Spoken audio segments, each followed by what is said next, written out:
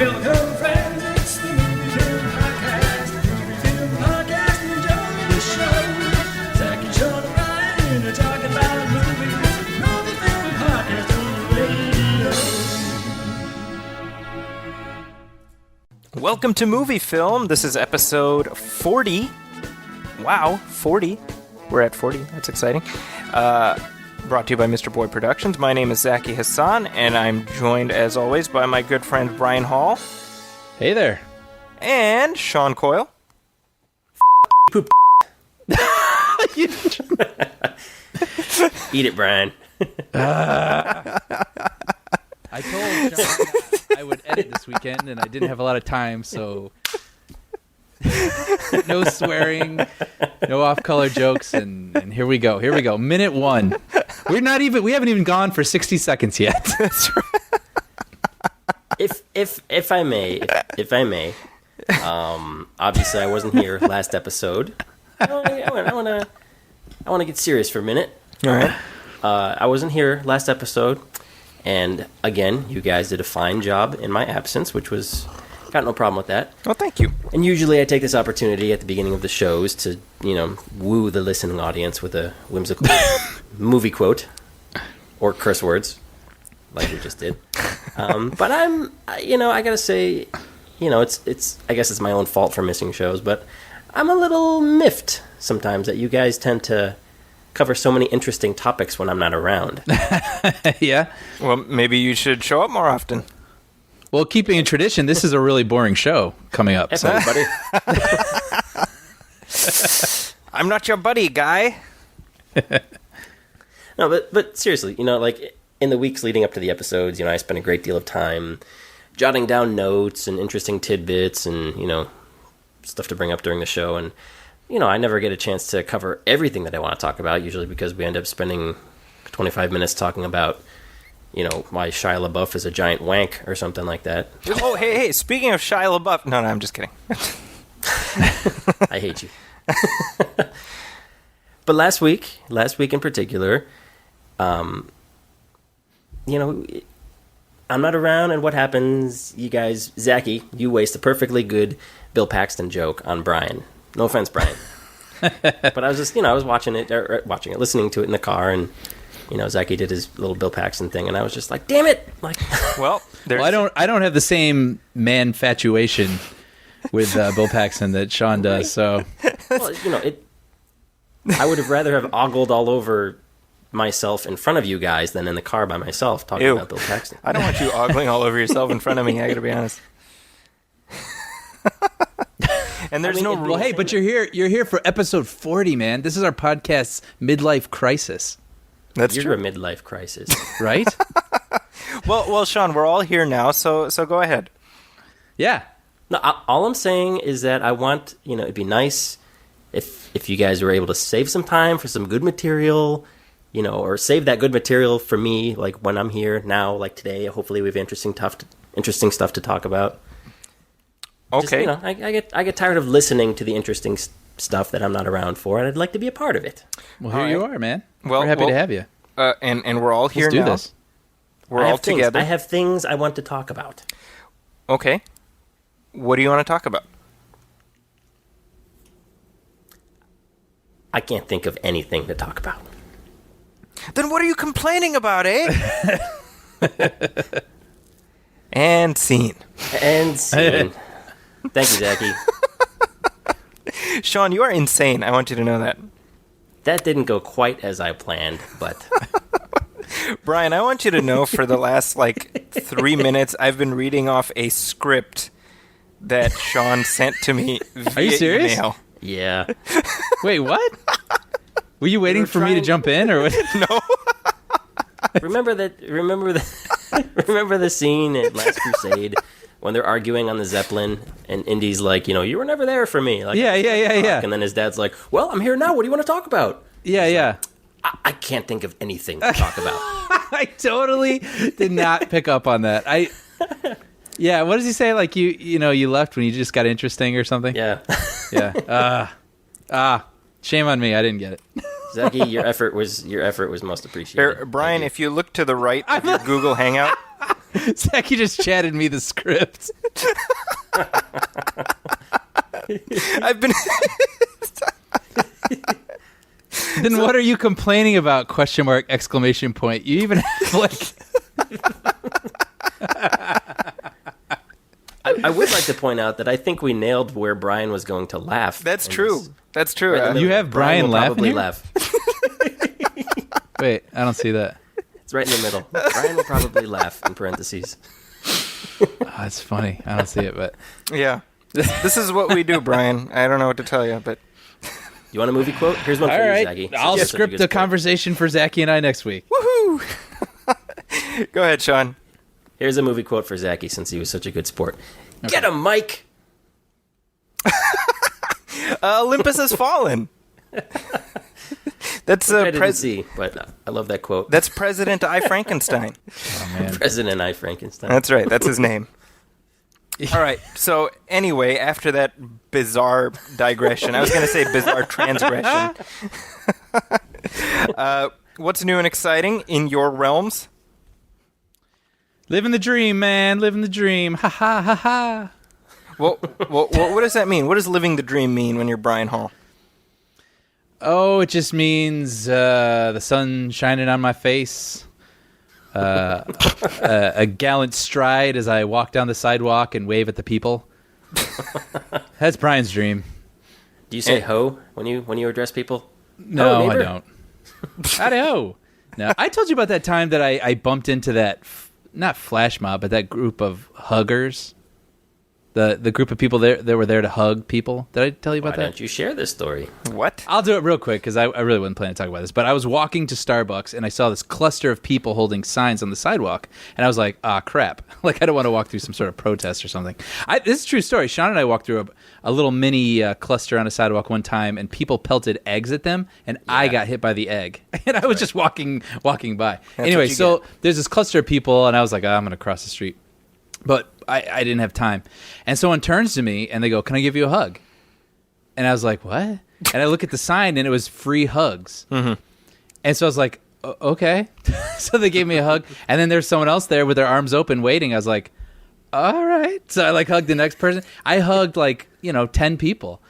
And everybody was waiting. When I was done hugging someone, there was someone else waiting to hug me. And I was like, this is sort of like being attacked by zombies of kindness. It was like these people, just like a cluster of people but it was like of all kindness, nice. by the way. I believe that's the next movie by George Romero. Yeah, zombies of kindness.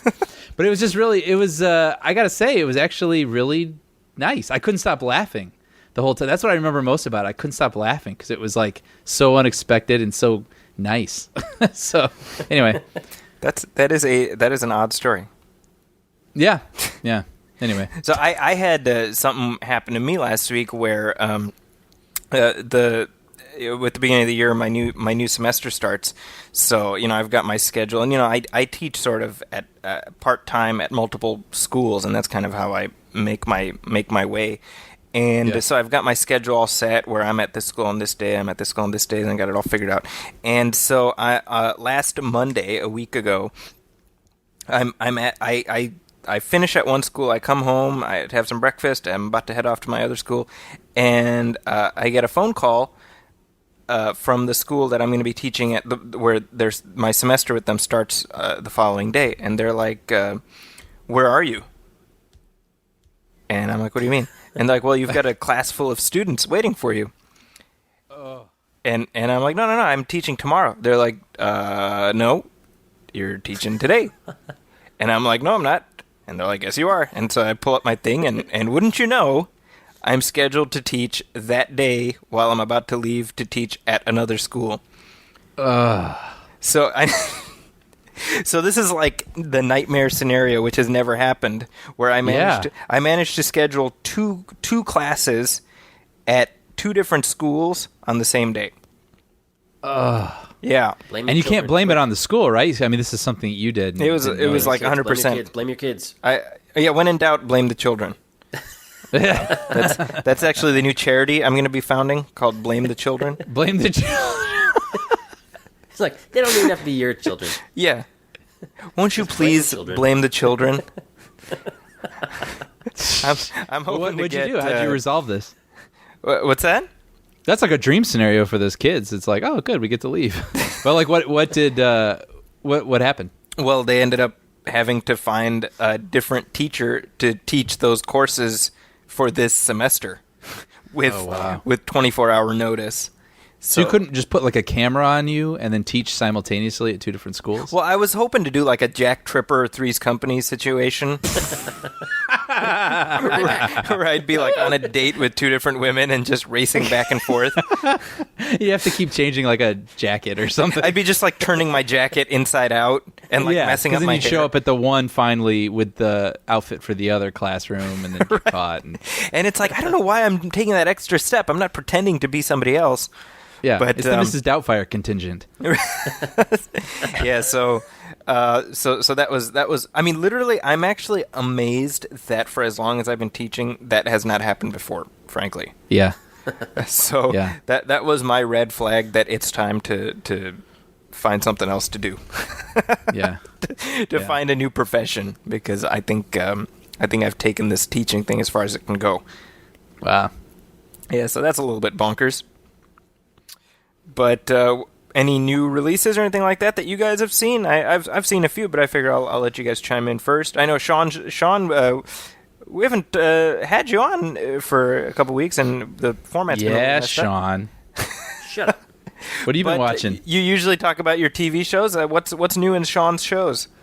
Well, we started watching, the wife and I, we started into Downton Abbey. Downtown Abbey. I thought I knew you, man. As the uninitiated call it. Right. Yeah. As Larry the Cable Guy would call it, probably. Yeah. And here's the thing with Downton Abbey. Oh boy. Mr. Bates. He's fantastic, by the way. He's my favorite character so far. If you're not careful, you accidentally could call him Master Bates.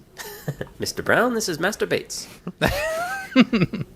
Anyway. It is such a unique show in the sense that there are so many characters to keep track of. Yeah. And just because of the time period and because it's not just British, it's like very, very British. Mm-hmm. And Zachy... It's not just British, it's very British. Sean Coyle. Sidebar, when Zachy exposed us to Law & Order UK, which aired on the BBC, which is fantastic. Yeah. But when we would watch it, he would have the subtitles on because they talk so fast, and a lot of times they talk in slang. And that's how I watched The British Office, by the way.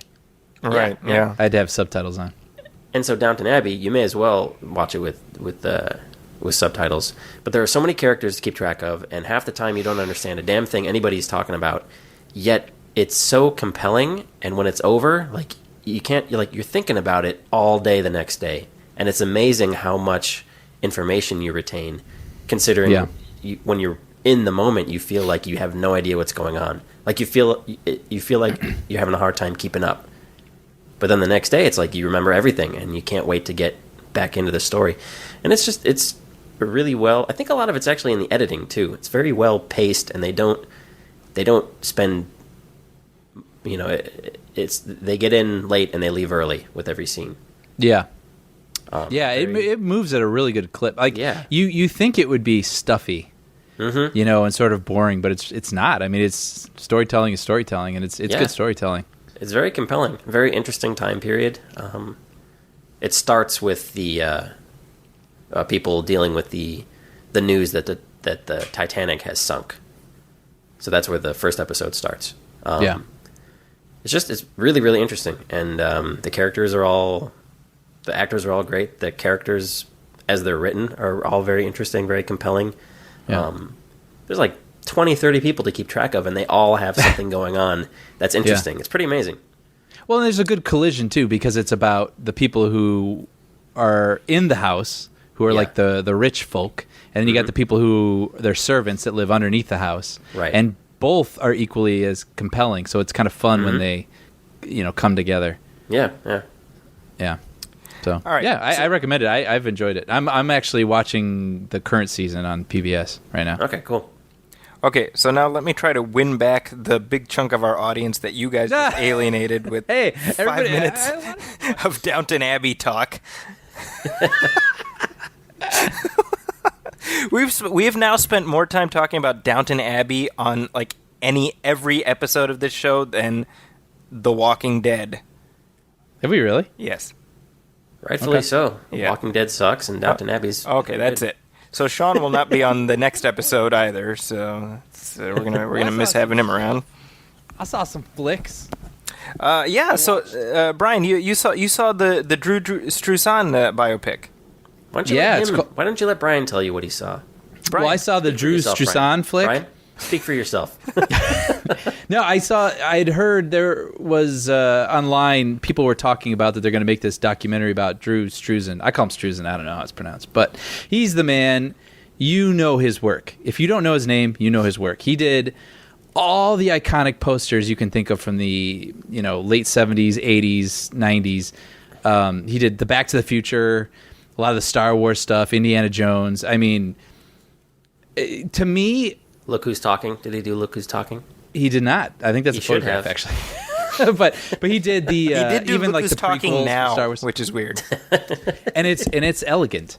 Yeah, no, but he's got this really distinctive style. And this documentary tells the story of how he started as a struggling artist and then became one of the most iconic movie poster designers of all time. Right. And in doing that, I mean, they tell the story through his perspective, but they also tell it through filmmakers' perspectives. Like Steven Spielberg's interviewed Guillermo del Toro, George Lucas. And something that someone says in there, I don't know if I thought about it, but they said, but this is so true. What he does is he captures the essence of these movies. So, the poster, it's not so much anymore because of the internet and the way things are, but the poster used to be the thing that was like, when trailers, you can only see trailers in a movie house, you know what I mean? Right. Like now we can see trailers anywhere. We can see commercials, whatever. But like the poster was the thing that had to capture your imagination. Like, here's what you're going to experience if you go see this movie. Right. And for me, to this day, the Back to the Future poster is like alive.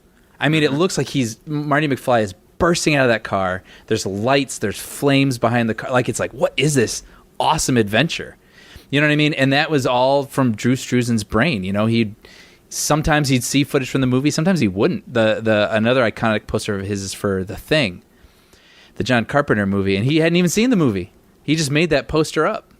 And like it's this hugely iconic image that sums up, kind of the feeling of that movie. So anyway, it's if people are interested, film geeks or people who are interested in those sorts of things or especially familiar with those works of his, I think I dug it a lot. It was a really fun, quick little, 90 minutes. Yeah. So, yeah, it's on Netflix. What I remember most about sort of like the impact of his work was seeing the montage poster for The Phantom Menace. Mm-hmm. And how because by then in 1999 that style of poster was already becoming somewhat antiquated, right? But to see that, just the composition and everything, it took you right back to the original Star Wars trilogy. And it was so built on sort of the well of nostalgia that was part of what made people so enthusiastic about that movie before it came out. Well, and what's so weird about his work, not weird, but awesome, is that it really feels like there's a soul to it. Like there's breath, like it's breathing. You know what I mean? Like it doesn't feel flat. And then now, most posters are photoshopped, and that's not a bad thing. It's just the way that it is. But like for being someone who drew these images of these people, like Harrison Ford is interviewed, and I mean, he's drawn Harrison Ford countless times and like made him come to life in a non-photograph. Right. I mean, it's just he has a unrivaled skill, and so it's pretty cool to see a movie. First of all, it's interesting, but second of all, it's kind of cool to see him celebrated. He seems like a nice, quiet, humble guy. So it's pretty. It'd be worse if he was just like, "Yeah, I know, I'm awesome." Yeah.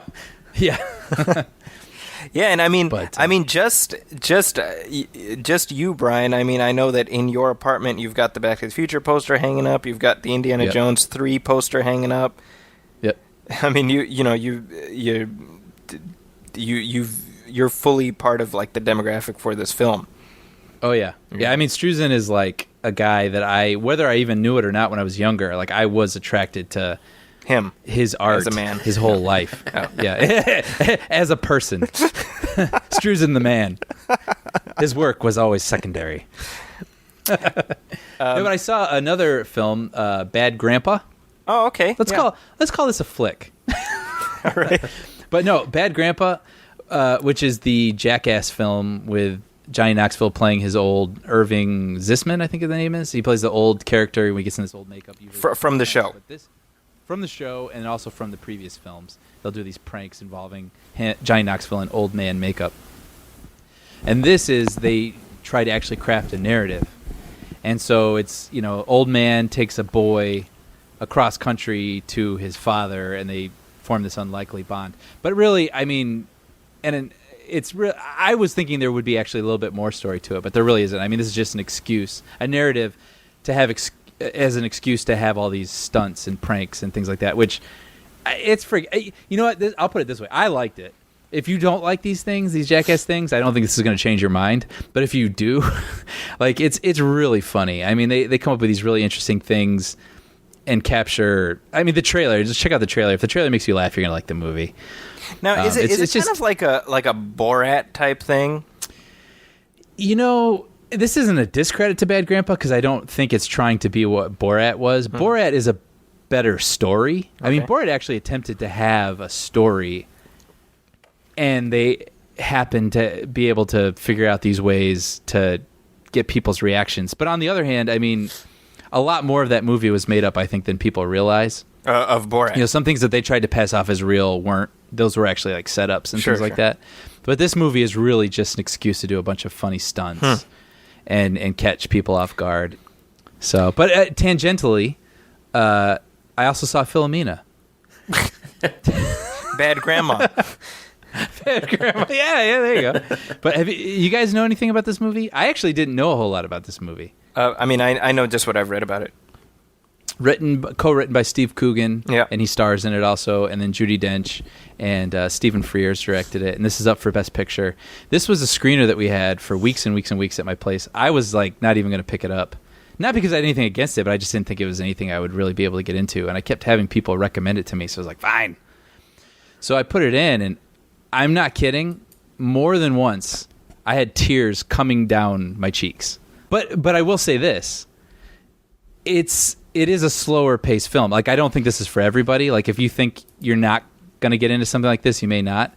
But this is a really interesting story, a true story, which is basically about this woman who, when it was like in the 50s, she had a baby, but she couldn't take care of it. So she went to this convent. So she didn't become a nun, but she lived with these nuns. And she basically worked to pay off them watching her kid at like an orphanage. But they give her kid away. She's separated from her kid for 50 years, and she is decided she wants to figure out where this kid is. She wants to be introduced to him.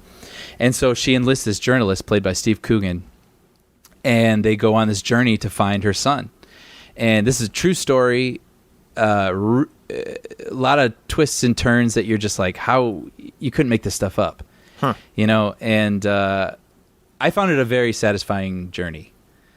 So, again, it's a British movie. A lot of British accents going on here. It's like, I know that's not for everybody, but like I said, I didn't think I was going to be able to get into this, and I really got a lot out of it. So, does it end with Javier Bardem killing Judi Dench? That's my question. Yes, that should just be like Spoiler. Every movie she's in now. You have to call it. Yeah. Hey, you guys should both check out Saxondale. Speaking of Steve Coogan, What's that? it was a BBC series that he did back in, I don't know, like 3 years ago, 5 years ago, something like that. Mm-hmm. But really, really, really funny stuff.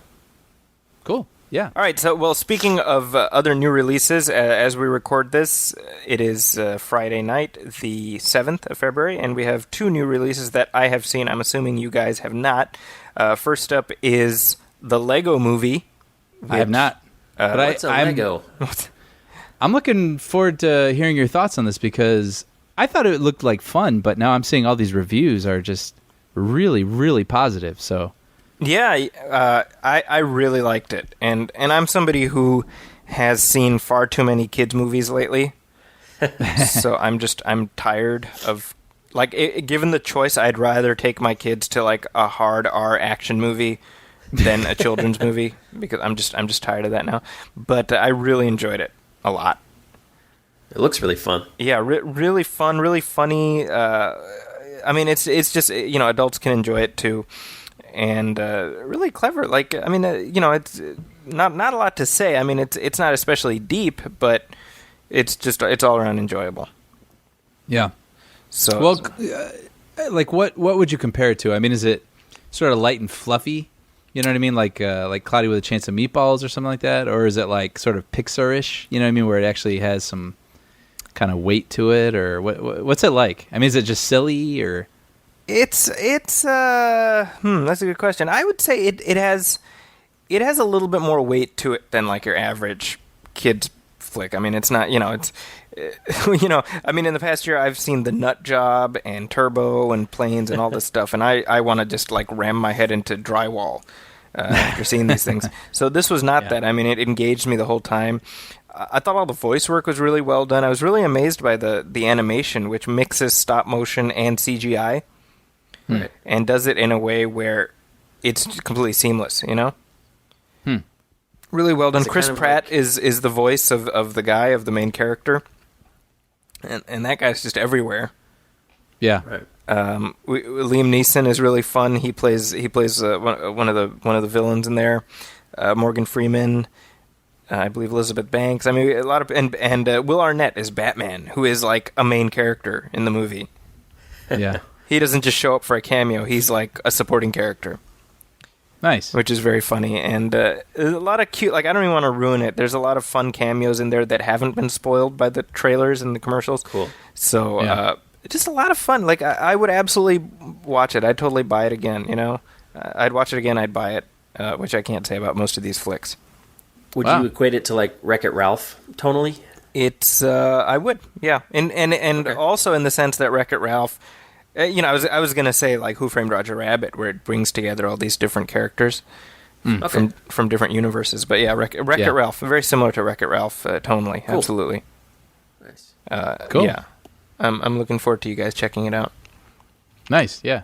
Other new release that I saw is The Monuments Men, which is the new film directed by George Clooney. And I did not like that nearly as much as I liked the Lego Movie. Huh. Why is that? Well, have you guys heard anything about it? Yeah. I'm just leading you in.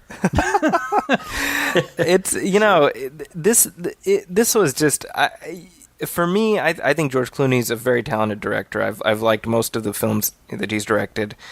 And you've got a cast that's Clooney, Matt Damon, Bill Murray, John Goodman, Kate Blanchett, Bob Balaban, Hugh Bonneville. You've got this great cast, and you've got an interesting concept, right? You have these soldiers who've been tasked with finding the stolen artwork, the stolen works of art that Hitler is trying to put into his museum. I mean, that's a great concept, And so I don't know. For me personally, I was expecting a lot more than I got. Yeah, because it's this. Well, weird... I read your review. You said that for all these characters, it seemed like they didn't really like give you anything to work with. Like it relied too heavily on you being like, "Oh, John Goodman, right? I got it." Yeah, but they didn't actually give him much of a character. Yeah, you know what it's like. It's sort of like, because you have this group of kind of misfits who come together.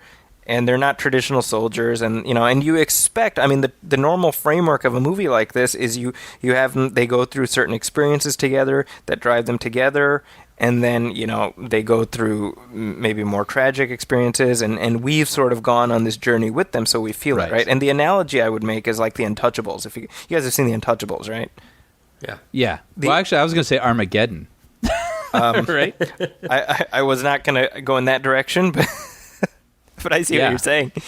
It works. It's the same idea, right? Where you have this motley group of misfits who come together, and we go, we go through the journey with them. We don't actually get to see them as a team working as monument men, right? Which is the name of the program. Like, that's what Roosevelt calls them. We see them hang out together and sort of sitting together and talking together, but we don't really see them in action together.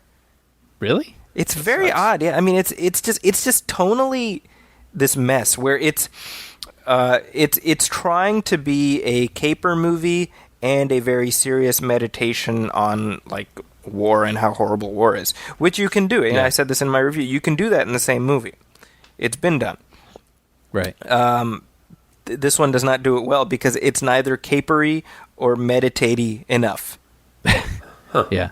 So it's just kind of... and it's weird because it feels to me like a big misstep by George Clooney, who I think is a much smarter filmmaker than this. Yeah, I would worry, if anything, that with like the Ocean's movies, the people that... I love the Ocean's trilogy, but the people that seem to dislike those movies feel like it's almost like that they're very smug, that it's like sort of like the cool kids crowd. Yeah. And I would feel like my one worry about the Monuments Men was that almost like it was going to be too smart and like the film would be talking down to you in a sense. If that makes sense. But it feels like what you're saying, it's like they didn't put enough smarts into it. I mean, they didn't put enough of anything into it. I mean, there's not enough Needs more action. smug. Yeah. There's just not. Yeah, I mean, it's weird because I went in, I was like, oh, I'm sure I'm gonna love this movie. Right. You know, and I remember reading how it had been delayed from last year. I think there was some thought of having it ready for Oscar consideration and got pushed because Clooney was having trouble with the tone. And I mean, he never solved that trouble. Because it's still just a mess. So that's a deeply disappointing to me. Yeah. So there. It's interesting. You almost wish that like George Clooney, I'm not saying he should, but you almost wish that he would be like, okay, like admit that this didn't work and then like talk through it. Like on the commentary or something. I'd love to listen to a director try to figure out why their movie didn't work. Sure. Yeah. Like this is what I was going for. People aren't feeling this. Like, I don't know. I would love to hear someone talk through that. Well, you should watch. And I mean that with respect. Like not. What's that? You should watch Batman and Robin. No, I'm not playing because that's Joel Schumacher spends 2 hours just profusely apologizing for that movie. Really? Yeah. That's funny. I caught like 5 minutes of that. That was on the other day. and then you regretted it instantly, right? Yeah. That was like 5 minutes I could have been staring at a wall. A neon colored wall with like neon lights. Yeah, with nipples. Nipples. The thing about that movie that's so weird, especially when you watch it now, in relation to the Christopher Nolan movies, is how the production design of Gotham City is just bonkers. Yeah. Because it's just statues of naked men, like, holding up the city. Yeah. Like, every bridge, it's not like struts, it's the arms of a naked man, The big Gotham Observatory, it's being held up, like, on the back of a naked man. It's like, all right, we get it. Joel Schumacher is very gay. we totally get it. It's very odd. Well, if it hadn't been for that, we might not have had Batman Begins. That's true. You know what I remember about Batman and Robin? That movie came out in 1997. It was the summer that it was the summer after Sean, you and I graduated high school. Yes, sir. And I remember, like, I missed it when it played during the first run. I didn't miss much, obviously, and I ended up having some free time or whatever when it was in the second run theaters.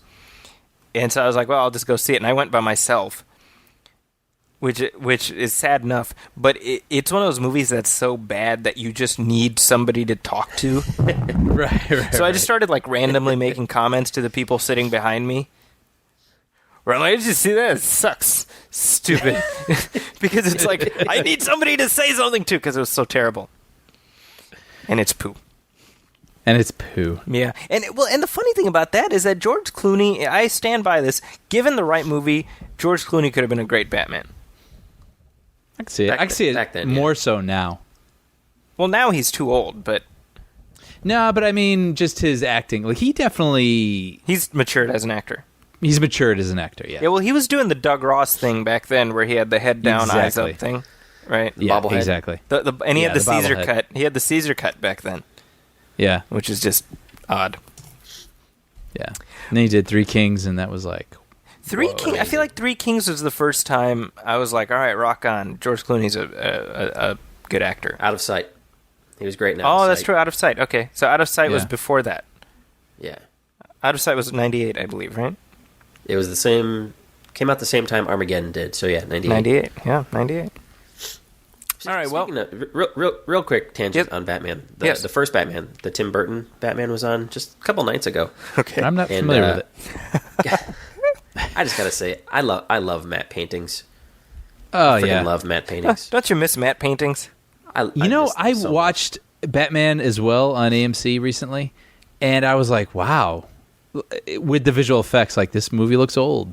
Like, I had no idea. And it's funny because I do like matte paintings, but I am fully... It's funny, watching Batman on AMC, I was like, okay, like, I'm willing to admit, as much as I criticize CGI, this can be criticized as well. Like, I am attached to this because of what the era that I grew up in, Yes. but it looks just as bad to someone today as digital matte paintings look to me now. Well, you know, Batman now, like, looks as if it's the same vintage as the Richard Donner Superman now. It does. Yeah. It does. There's a lot of miniatures that are obviously miniatures. Well, Right. and here's something to chew on. When the Tim Burton Batman came out, the Richard Donner Superman was 11 years old. Today, the Tim Burton Batman is 25 years old. So 25? yeah, this year. Wow. Yeah, so that's I'll let you ponder that one. Yeah. But by the way, the funny thing about that movie, especially when you watch like the Dark Knight trilogy, which I'm not going to get into the flaws, but you know that whole film is constructed around Batman's code of ethics and everything else.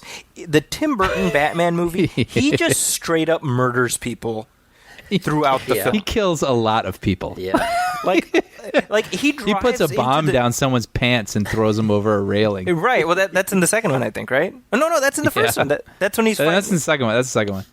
He drives into the Joker's factory. No, he doesn't. Oh, right. He doesn't. He sends his remote-controlled car into the Yeah. factory, drops a bomb, and drives out. And blows up like 20 people. Yeah. Yeah, in a chemical factory. So in other words, the people who don't die have been mutated horribly. Yeah. So that's fascinating to me. And the Batmobile has machine guns on it. Yeah. So Pretty cool. So cool, though. remember he's like in the Batwing, he's like shooting up the city street as he's trying to get the Joker. He's trying to kill the Joker. He's trying to murder the Joker. I still, to this day, don't understand how he didn't hit him. Yeah. Jeez. But you know what? I'll say this, too. I remember when I was 9 years old when that came out. That trailer was...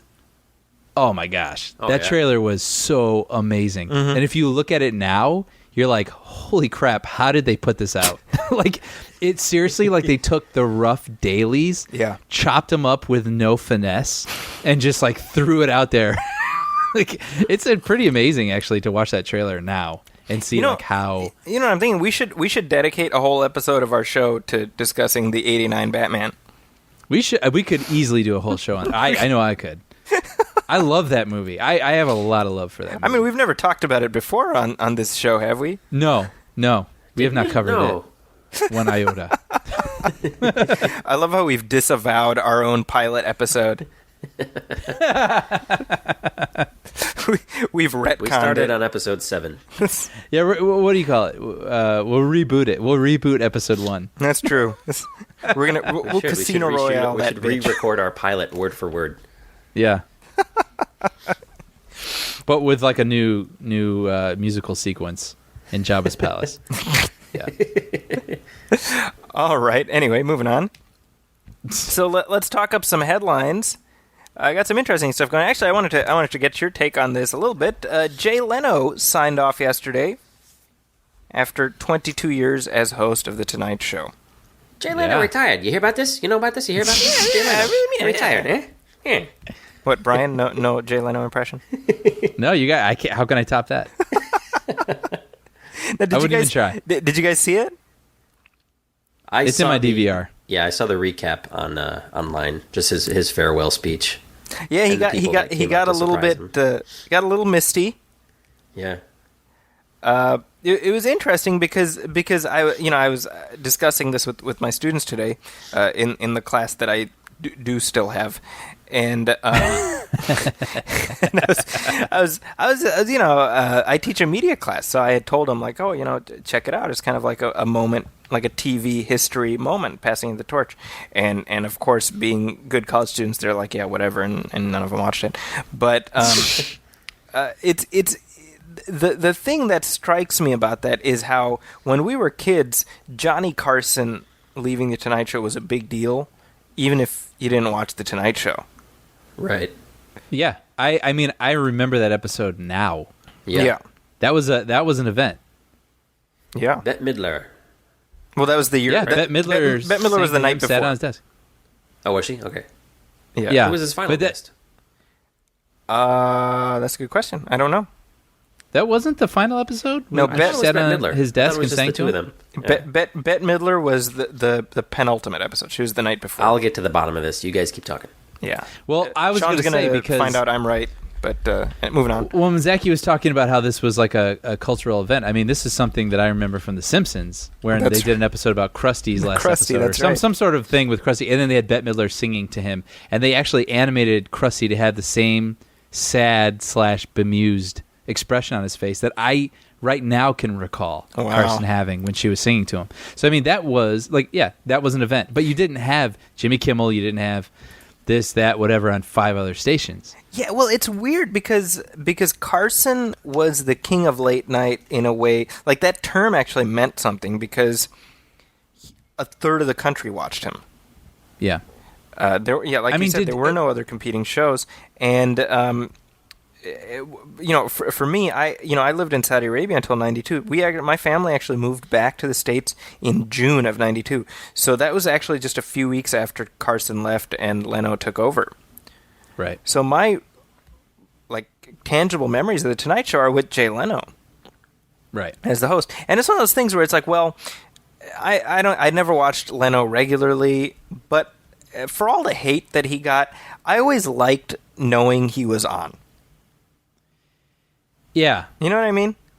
I hear that. I mean, I went to a taping one time, and he comes out and he talks to the audience, and he's very, I mean, who knows? I'm not involved with all that stuff that people would hold against him in recent years, but right. he just seemed like a genuinely nice person. Yeah.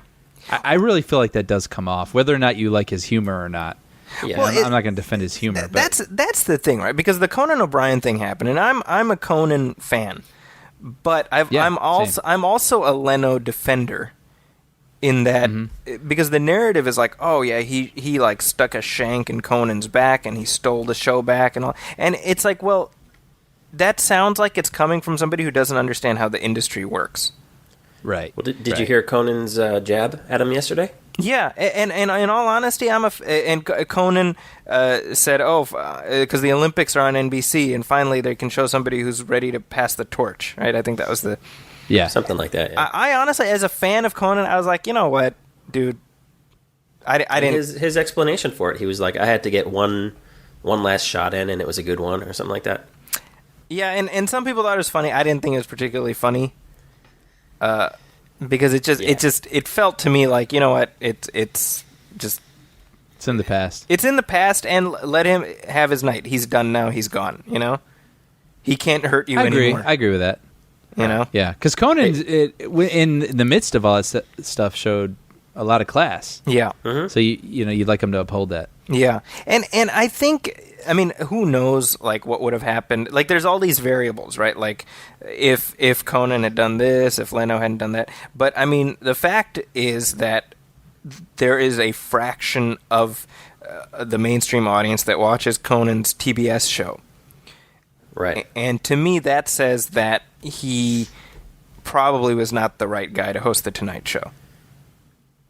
And as a fan of Conan, I totally agree with that. Yeah. Like, he's on the fringes. You know what I mean? Like, Right. he's the guy who's going to do the weird... The string dance. Yeah, and that's cool. He should do that stuff. Right. But, like, The Tonight Show is, like, vanilla. You know what I Yeah. mean? Like, that's for everybody. Well, and this because I was having this conversation on Facebook earlier, and this was the complaint against Leno, like, oh, he was too safe, and the comment I made was like, why is safe a bad thing necessarily? Like, Right. because he was giving people something that they enjoyed, right? And again, I'm not trying to like defend Leno. Like I laughed at his jokes maybe a third of the time, Right. but he had an audience, and it's weird how that is. Like, oh, he was too safe. Like, what a weird. Well, maybe people like safe. You know, Yeah. it's okay. There's nothing He's wrong from my with that. parents. My parents like Leno. Right. You know? Yeah. I got an answer. And that's why I think... Oh, yeah, go ahead. Oh, sorry. Finish your thought first, Brian. Finish your thought first. Well, I was just going to say that's why Fallon feels like the natural person to come after Leno, because I think Fallon's funny, but he's safe. Right. You know what I mean? Like, he's not abstract like Conan is. Yeah. So No that's all it is. masturbating bears. No, Right. none to be seen.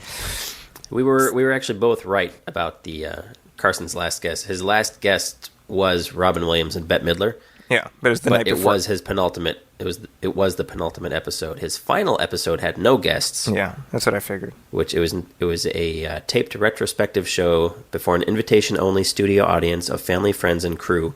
More than 50 million people tuned in for the finale. Yeah. It ended with Johnny Carson sitting alone on a stool at center stage, similar to Jack Parr's last show. And This is all on he Wikipedia. said, you know, whatever I end up doing next, if I find something else, I hope you will be as welcoming. And he never did anything else after that. Yep. He made one more appearance on television after leaving the Tonight Show, and it was on. It was the season finale of Who's the Boss? No. Yeah, Turns out he was the boss. he was the boss. Yeah. No, he appeared on the Late Show with David Letterman, and he wasn't a guest. He showed up as it was a gag where Letterman didn't have his top 10 list, and he's like, "Can somebody send out the top 10 list?" And Carson walks out Wow. and hands him the top 10 list, and the crowd just goes apeshit, of course. And Letterman kind of signals him over to come to sit at the desk, and he sits down at the desk, and he's about to say something, and then he doesn't say anything, and he just gets up and leaves. And that was Well, that was a thing where, people who don't understand the history, when Carson left, a lot of people thought that Letterman would take over the Tonight Show. Yeah. Well, Carson liked Letterman better. Yeah. And so anyway, so that didn't happen. Jay Leno gets the Tonight Show, and then Letterman goes over to CBS. But the thing was Carson would send jokes Yep. Yeah. to Letterman. And anytime Letterman did a joke that was by Carson, he would give a little golf swing as like Right. a little nod that was from Carson. Yeah. And that's kind of fascinating, isn't it? Well, to me, that's the ultimate sign that if he had been consulted, Letterman would have been his choice. Yeah. You know. Yeah. But I, in all honesty, I think the way things have happened, I mean, that's sort of how it's probably meant to happen. I think I can't see Letterman playing down the middle. I mean, it's, you know what I mean. It's like Carson played to the middle of America in a way that Letterman does not. I think Letterman plays more to the coasts. Right. Yeah. But anyway, moving on. We don't want to get too far down the Yeah, rabbit yeah. hole. This could be a whole episode I know. itself. I think it's an interesting conversation. I love this stuff, in all is. honesty. The whole Yeah, late same night here. thing is so fascinating. But we do have some headlines, and we have some sad news first, so we'll discuss that early on, just to sort of get it out of the way, I guess, and that is that Philip Seymour Hoffman passed away. And What that was a a shocker. surprise, huh? it's honestly it was like a gut punch to me. It really was, because I'm just such a fan of the guy's work, you know. Yeah. And we always talk about the character actors. I mean, Philip Seymour Hoffman was like the archetypal character actor, Yeah. where you just slot him in. He's rarely the leading role, but you slot him in there and you know he's just going to knock it out. Right. Yeah. He had that crazy. Louis Anderson voice. Yeah. Yeah, but Not really. it's one of those things where I mean, because we're still at the beginning of the year, Yeah. and whenever it's December 31st and you're watching all the retrospectives on TV and they show all the people that have passed away and all the major events of the year, I always I think ahead to December 31st of the year that's coming, Yeah. and I always think like I have no idea who I'm going to be looking at, Yeah. the people who've passed away, and the events are going to happen. You just no way to predict, and it's like, I mean, so far, I mean, this year, it's just who in the world would have guessed? Well, and these not just that. people I mean, he first of all, he's 46 years old, which is too young. Yeah. But really, I mean, the takeaway for me is the fact that he had dealt with substance abuse, and I mean, he was found with a needle in his arm. He OD'd on heroin, and he had dealt with substance abuse 22 years prior. Yeah. And I mean, I would think his death is terrifying to anybody who is dealing with this or has dealt with it in the past, right? The idea that it's never something that you leave, that it's always it's like this specter that's looking over your shoulder. Right. And right, he even right. said as much. He said he loved everything. He said he was addicted to so many, like to all the drugs. Yeah. And in his darkest hour. Yeah, I read Got to be tough to break away from. I read a remembrance of him by Aaron Sorkin. Yeah. Because Aaron Sorkin, of course, also has dealt with the cocaine addiction, and him and Philip Seymour Hoffman talk. Philip Seymour Hoffman was in Charlie Wilson's War, which Sorkin wrote, and he was also in Moneyball. Yep. So they knew each other pretty well, and they were talking about their past struggles with addiction, and Sorkin mentioned that the only reason he never did heroin is that he's scared of needles. And Philip Seymour Hoffman said, be grateful that you're scared of needles, essentially. Because there's no boundaries that you won't cross when you're a slave to your addiction. So, I mean, it's a sad story, obviously. You hope that if there is any positive takeaway, it's that, people, those who are struggling with addiction, get help, Yeah. What was the first movie you guys saw him in? Mine was Twister. Yeah, it's probably Twister, yeah. For me, it was a movie called Happiness. Oh, really? Yeah. That was the first movie I saw him in. He plays a... It's a movie directed by Todd Solondz. It's a real messed up movie, and I saw this in Extremely messed up. Say again? Yeah, this was for Marco's class. Did you see it too? Yeah. Oh, okay. No, I was there. I was right there, probably sitting right next to you, brah. Yeah, it was. This was 1998, and he plays a guy who he's a sexual pervert. Basically, he's not a predator. He's just a pervert. And he's in love with his neighbor, who's played by Lara Flynn Boyle. So he calls her up all the time and harasses her over the phone, and then masturbates onto the wall. Yeah. And he sticks postcards on the wall On his where smooch. So it's disgusting. And I did a small piece about his passing on my blog, and that's what I said. The first time I saw Philip Seymour Hoffman, he made me uncomfortable. Because I was just like, God, who is this weirdo? And when you think about it, he was in his 20s in that movie. Right. Right? Because that was 98, so you figure... Yeah. Must have been late 20s or early 30s. And then I saw Twister later, actually. Yeah. And- I always think of him from all the Paul Thomas Anderson movies.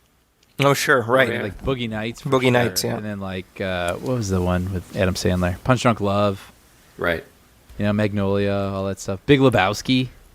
Along Came Polly. Oh, yeah, yeah. Yeah. I mean, yeah, so much stuff. I- Well, and then he was in the middle of. We had, from what I've read, like one major scene left to shoot for the Hunger Games. Yeah, that's right. So they're gonna do like a Brandon Lee or something to yeah, so they're gonna handle it digitally. CGI. And him his to show, do- he had a show on, was it Showtime or HBO? Showtime. It was gonna be Showtime. Happy-ish. Yeah. Yeah. Well, and I don't know if you guys remember, like there was talk of him possibly playing the Penguin in a Batman movie. Really? Yeah, yeah. I can see that. Like Yeah. I don't know if it ever was more than just a rumor, or if the Penguin was planned to be included in a film at some point. But I remember him as a potential choice, for the Nolan Batman movies. So sad news there. But other sad news, though, of a different stripe. We have a new. I don't even know what to make of this, but this is a real thing which I can't understand. There's going to be a spin-off franchise of The Expendables. Yes. You guys hear about this? It's going to be called. Okay, fair enough. Go ahead. Okay. Keep going. And I know what you're thinking. Like we get Barney Ross solo, or we do like the Dolph Lundgren solo movie or something like that. Not quite exactly that. It's going to be called The Expendables. Okay, keep going. And the idea is that it's female action heroes who are who are teaming up. I'm looking at the log line here, and this is via Deadline. The world's deadliest. No, wait, hold on. I imagine that if this is about the Expendables spinoff with women, this must be like a really empowering film with these women who have all these skills. They go in and they kick butt because they're really good at combat, right? Or how do they fight? Well, you're not too far off. Here we go. When America's Navy SEALs are wiped out trying to penetrate the island lair of a deadly despot who's captured one of the world's top nuclear scientists, it becomes clear there's no such thing as the right man for the job, and that this is a mission so impossible that only women can handle it. The only way in. Ready for this, Brian? Yes. Some of the world's deadliest female operatives must pose as high-class call girls shipped in by private plane to satisfy a dictator and instead save the scientists and the day. So... So the only way these women can kick ass is to dress up like hookers. Yeah, that's right. Your point being? I actually read that log line. I was like, are you effing kidding me? Well, they lost me with the title. Honestly, they lost me. Well, for sure. It's not like I was ever going to see this to begin with. But when I read that log line, I was like, that is like the most insulting thing. I know. But who are you going to get in this movie? Aside from Mila Jovovich, name an action heroette. Well, let's see. There's Or potentially Angelina Jolie, Kate Beckinsale, Gina Carano, Uma Thurman, Sigourney Weaver. Gina Carano might do it. I was just going to say there's like 2 out of 5 of those people that would actually do it. Jennifer Garner, Michelle Yeoh, Brigitte Nielsen. Who wants to see her dressing up like a call girl? She would like to do it. Yeah, she would like to. And Pam Grier, I suppose. Sure. But they want Meryl Streep in this, which will never happen. Not in a million years. No.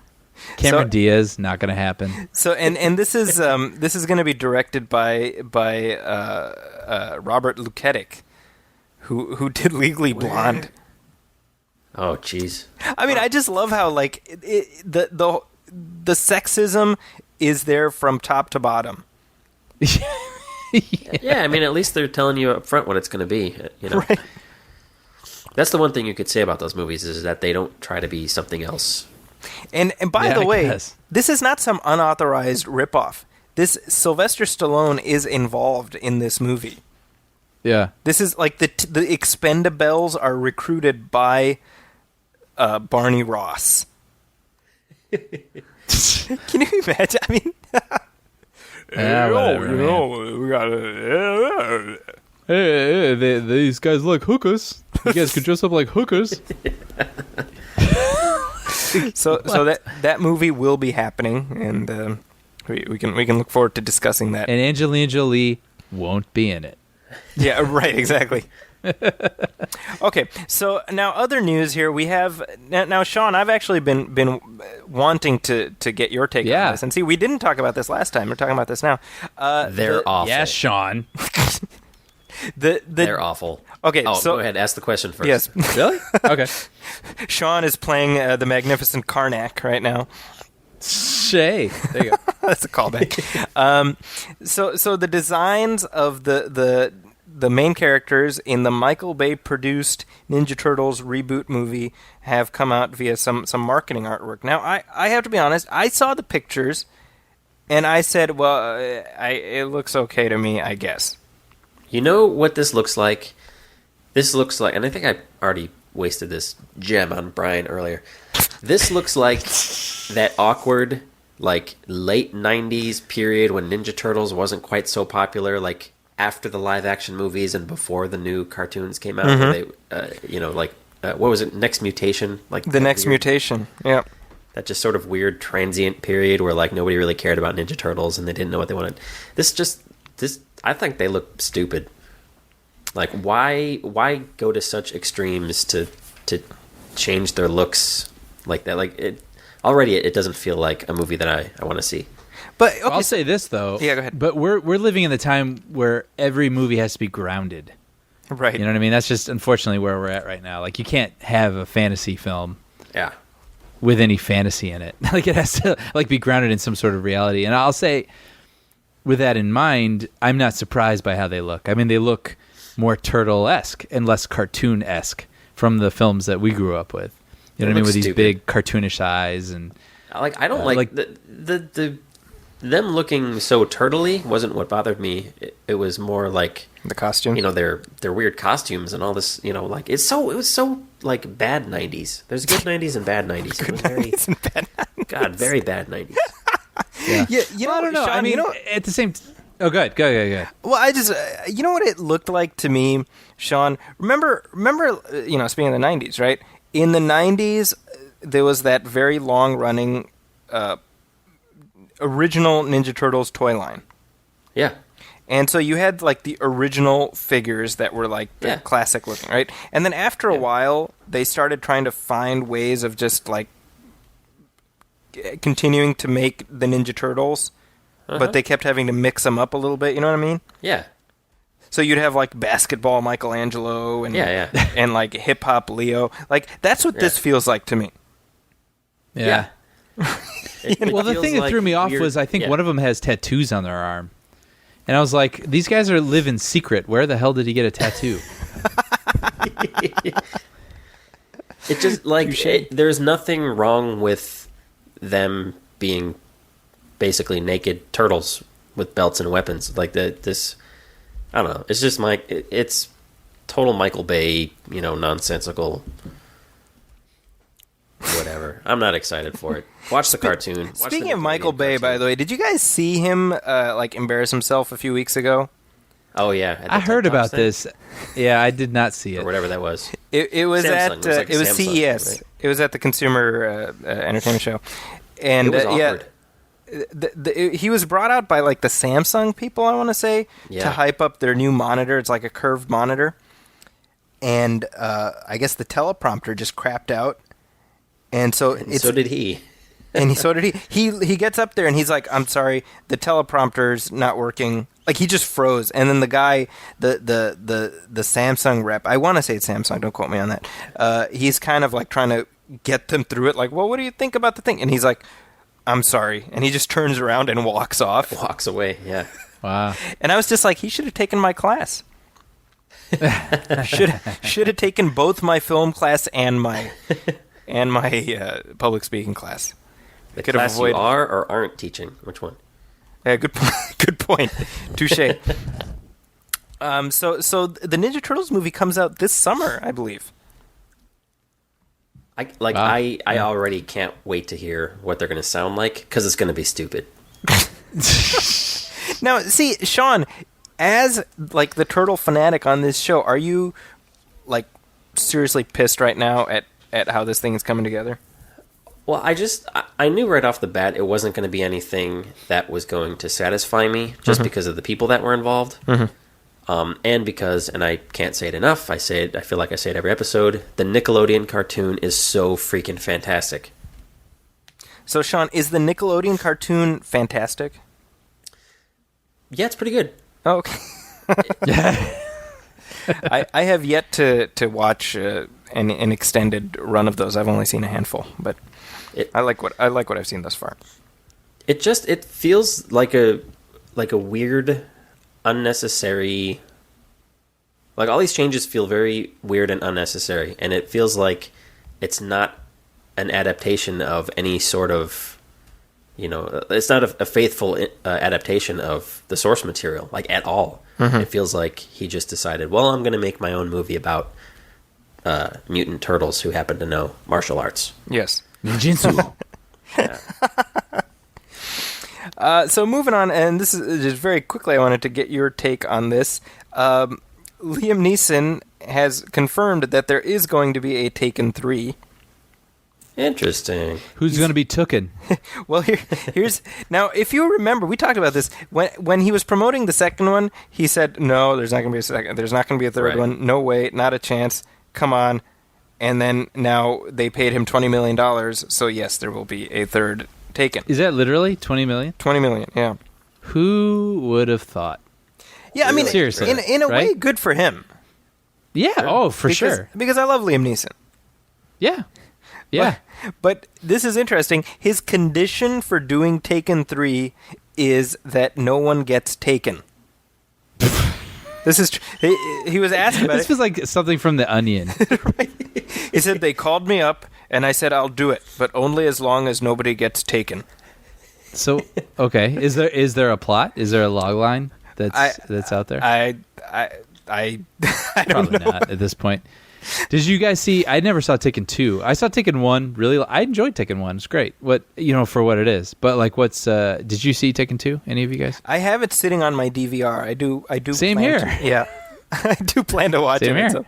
Well, and it's funny because right now, I mean, this came up in connection to the movie he's out promoting right now, which is Nonstop, which is coming out in a few weeks. Nonstop. And I was telling my wife, I was like, well, they should just call that Liam Neeson action movie 2014. I was just gonna say, yeah, that's like Taken 6, really. Yeah. It's just Liam Neeson beating the shit out of people. Yeah. What was the other one he God did? bless him. I mean, January Jones. he's over 60 now. Wow. Right, so good on him. He's in like the Charles Bronson phase of the Death Wish phase of his career, and And why not? Exactly, that's what I'm saying. And again, he's doing these like Taken type movies, and he's doing voiceover work in kids movies. Yeah, because he's in Lego movie, right? He's in Lego movie, and he's also in The Nut Job, which came out a few weeks ago. I bet he just, he's such a suave and charming guy. I bet that he just totally tricked, whoever the studio exec that was trying to sell him on it. Come on, Liam, we'll pay you $20 million, just do the movie. All right, fine. As long as no one gets taken. Thank you. Hang up the phone. Wait a second. Right. Hey, $20 million, just tell me where to show up. Sure. I'm sure that's his perspective, too. And on that note, now, the big news for the week, and we need to give this topic some breathing room. And Sean, I'm especially curious to hear your perspective on this. Actually, Brian, I'm curious to hear your perspective, too, because I don't think I've talked to you about this. There has been much speculation about who is going to play Lex Luther. Okay. Wait, Sean, don't get ahead of Wait. In what film?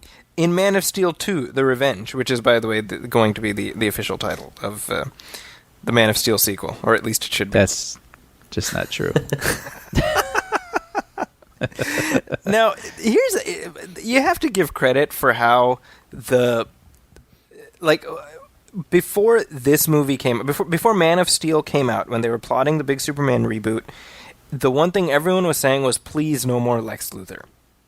We're sick of Lex Luthor, right? Right. So it says something about how just one movie later, everyone's like, hey, who's going to play Lex Luthor? Hey, they're going to have Lex Luthor in this one. So that says something kind of cool. And the speculation... Well, I think it's kind of cool because I like Lex Luthor. But anyway, so the speculation was you had like obvious choices like Bryan Cranston. Right. Where it's like, well, he plays a bald bad guy on television, so let's have him play a bald bad guy in the movie. Right. there was some kind of off-the-wall speculation, like Denzel Washington. Right. And I was like, oh, okay. And then the thing we were hearing is that they were looking at Joaquin Phoenix. Okay. And I would have been down with that. And then last week it gets announced that the man who is going to play Superman's arch nemesis is none other than Jessie Eisenberg.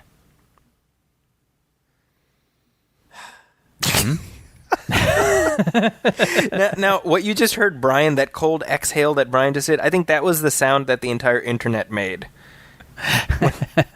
And here's the funny part, because it was this news was released as part of the same press release where they announced that Alfred, Batman's butler, is going to be played by Jeremy Irons, which is great casting. Yeah. Yeah. And you picture like badass Alfred, like that. What's that, Brian? I got you that Batman book, right? What was that? I think it's just called Badass Alfred. Yeah, what is that one? Batman Year One, Earth One. Was it Earth One? Yes. Batman Earth. Yes, And that was great. And that's kind of like Alfred is like a former military guy who's right. Like he's like Bruce's bodyguard, basically. Right? Kind of like a mentor. Yeah. So you can kind of see. Yeah. You can kind of see Jeremy Irons' Alfred being something in that vein, right? Sure. So that's like good casting. Nobody has a problem with that. But the total head scratch that ensued when the Eisenberg casting was announced just completely wiped out everything about Jeremy Irons. Yep. I forgot about Jeremy Irons actually till you brought it up right now. There you go. Enough said. So Sean, now it seems like you have some thoughts on this subject. Now, see, this is what I was talking about at the beginning of the show. Like, I feel like all you do is bring up stuff that I hate. And so all I do on this show is I show up and I talk about things that piss me off. One of these days, I'd like to talk about something I enjoy. So am I to assume you're Downton not Abbey? a fan? We'll talk about Downton Abbey. We'll have a whole episode about Downton Abbey, and I will not be on that episode, but you guys can have a nice long conversation about it. You know who would have been a better choice for Lex Luthor? Who? Anybody else. The thing, and I'm sure Jessie Eisenberg's a nice person. Whatever, doesn't matter. The thing about Lex Luthor is that he has to be equally as charming as he is menacing and sinister. You have to love him and hate him, and he has to be a really magnetic personality. Jessie Eisenberg is none of those things. If you've seen pretty much any movie he's in, he's just a smarmy, snide, little nasally, punk-ass, douchebag. Douchebag. You know what? That's true. But this, and I'm being devil's advocate here. I'm not saying I agree with this, but that is the sort of person who was the villain in the movies in the 70s, 80s, 90s. But now the people who are in charge are the Zuckerbergs. Those are our billionaires. Bill Gates. These sort of startup people who are nebbish, and have a lot of power, but they're sort of scrawny. So, I mean, is this a modern reinterpretation of an influential billionaire? Is Brian talking? Is Brian still saying things? Brian, are you still talking? No, this is like the worst possible casting. He's awful. He's just awful. Well, granted, I'm being extra hard on the guy. Like, I could really. Oh, really, Sean? You're being extra hard on the guy? I didn't know. I could really give two craps, but like, it's just he's the worst possible casting choice for Lex Luthor. Like, Brian, I'm not going to be able to take him seriously. I'm like, yeah, him as a threat to Superman and or Batman. Like, it's ridiculous. He's just going to be like annoying, privileged little rich kid, which maybe to Brian's point, maybe that's the route that they're going. Annoying, privileged little, computer whiz or whatever. But it's just like I almost feel like Warner Brothers got caught trying to be too clever or too cute with their casting. I'll see you with that. That actually sounds, trying to be too clever. Well, they wanted to out Heath Ledger. Right. It wasn't casting. I don't know. What do you think, Zachy? You're the one. You're a Superman guy here. Well, okay. So first of all, earlier today, Latino Review, which is a website which has obviously questionable cred, but they supposedly have a sense of how the character is portrayed in this film. So take this with a grain because of the website. But let me share this with you guys. And this can be considered minor spoilery, so bear that in mind as well. And this is quoting from them. For starters, let's get this out of the way immediately. Lex Luthor is bald. His head is shaven, to be exact. But that's not all. He has another physical trait. You see, Lex Luthor is also into body art and has a detailed sleeve tattoo of the Metropolis skyline on his right arm. Lex is also the richest man on the planet who became a self-made billionaire at 18. Lex is currently the CEO of LexCorp, who is 1 part tech genius, 1 part ruthless businessman, and 2 parts Metropolis street tough. At 14, Lex was living on the streets, and for survival was initiated into a street gang. He learned early on that there was someone always bigger and stronger, but never smarter. By 15, that street gang was answering to him. According to Lex, strength isn't everything, resolve is. So Lex Luthor is the Metropolis street kid turned mogul. And it's perfect casting for Jessie Eisenberg. No, I was being very ironic with what I just said. I don't understand. Given everything that Zachy just said, now try to imagine Jessie Eisenberg giving some sort of like villainous speech to Superman, talking about like, when I was a kid, I had to be smart instead of tough, and blah blah blah blah blah, and that whole spiel of whatever Zachy just read there from Latino Review. Just imagine how stupid that's going to sound coming out. Well, I'll say this. The thing that I get it. I get why they thought this. But the problem with Jessie Eisenberg is he always has doubt in everything that he's saying. Like, there's always fear behind what he's saying. Like in The Social Network, he's a smug, asshole. But there's still this weird sort of like insecurity in all of his like, pomposity. You know what I'm saying? Yeah. Like, he always has like these really smart, smarmy things to say, but he says them so fast that you can sense the insecurity behind what he's saying. So that's what I'm curious to see. Like, that insecurity has to be gone in this next film. Or we could view this as a bold new start in terms of how we cast superheroes, right? So, you get Michael Cera as the Joker. As the Joker, you get Jonah Hill as the Penguin. Why so serious, right? No. Right? I mean, I think it's time. We've already gotten Seth Rogen as the Green Hornet, so why not? Yeah. Yeah, hey man, whatever. I don't know. You know what? I couldn't believe these words came out of my mouth when I was talking about this the other day with some other people, but I was like, well, whatever. I don't even care about this movie, so. It's kind of true. Well, yeah, here's one thing I'm going to say, because obviously, so this news breaks, and the internet just goes. The internet does what the internet does. Yeah.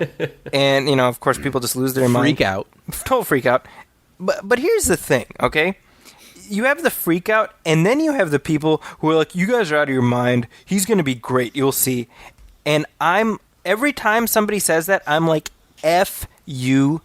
You are insane. You are a crazy person, because the only reason you would be saying that is just to sound like you're being like cool and contrarian.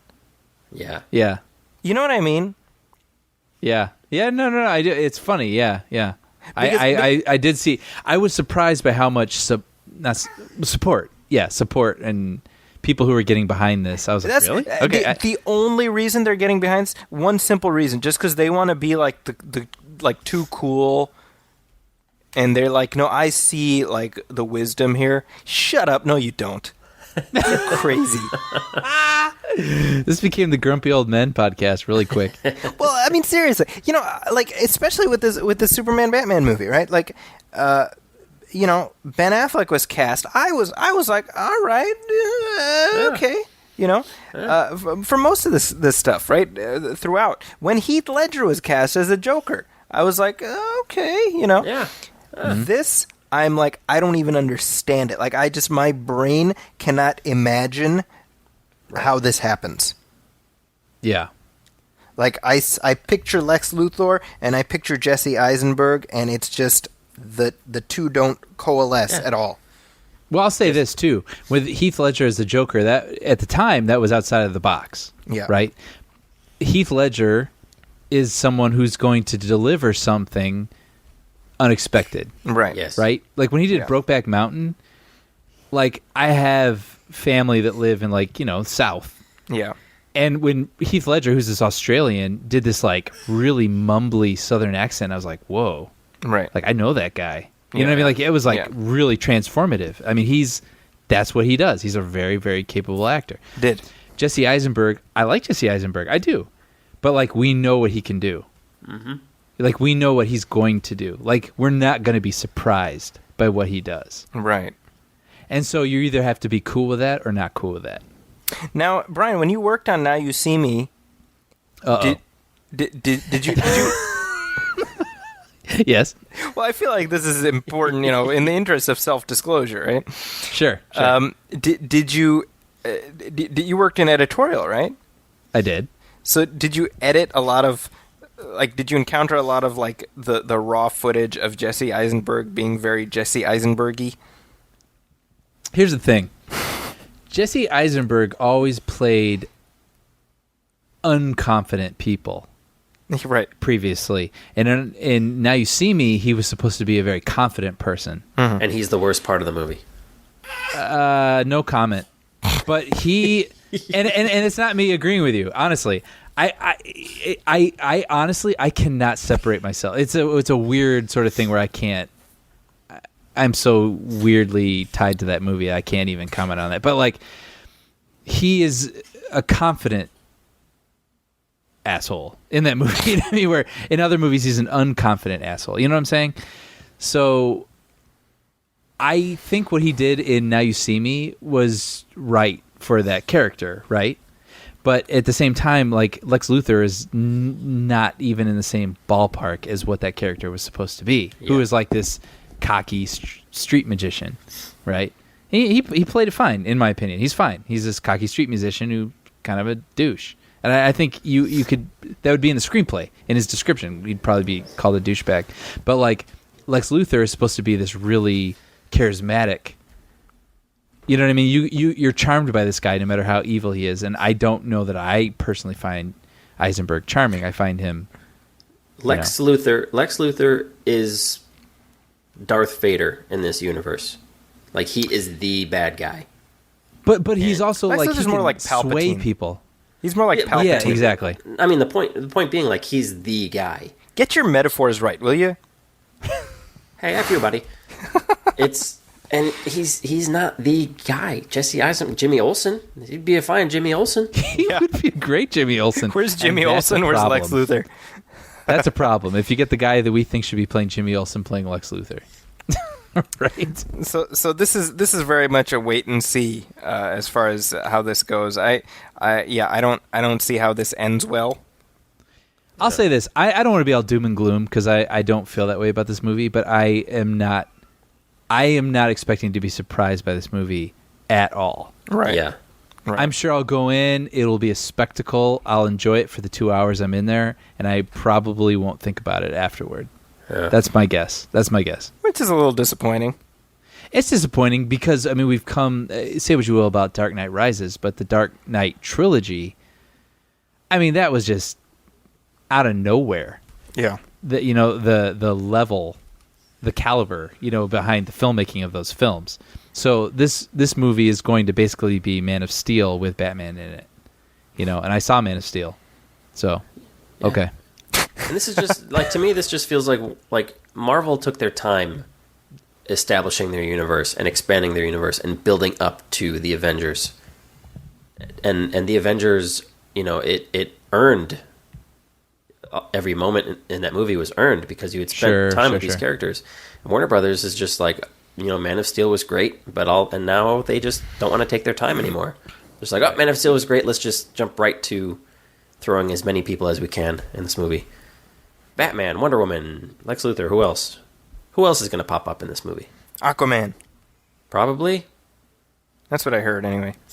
Yeah. Yeah. And I want to say, I'm not down on this movie. Like, I'm sure I'm going to go in and it's going to be fine, but, like, I'm not expecting to be blown away by this movie at the same time.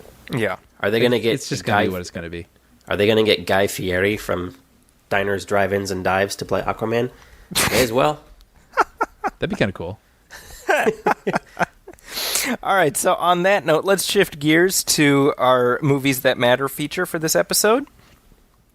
And I got to be honest, this Movies That Matter for me is like what this whole show, that like every episode we've ever done has been building up to. I feel like the entire show was just a facade, so that an elaborately constructed, so we could get to this, so that we could get to this. Yeah, which is now we're recording this show on February 7th, and we are less than a week away from the release of the much anticipated remake of RoboCop. I don't know if it is actually much anticipated, but the original RoboCop that came out in 1987, 27 years ago. Is that right? 20? Yeah. No, wait. Many years ago. 87. 87, right. Goodness, that makes me feel very old.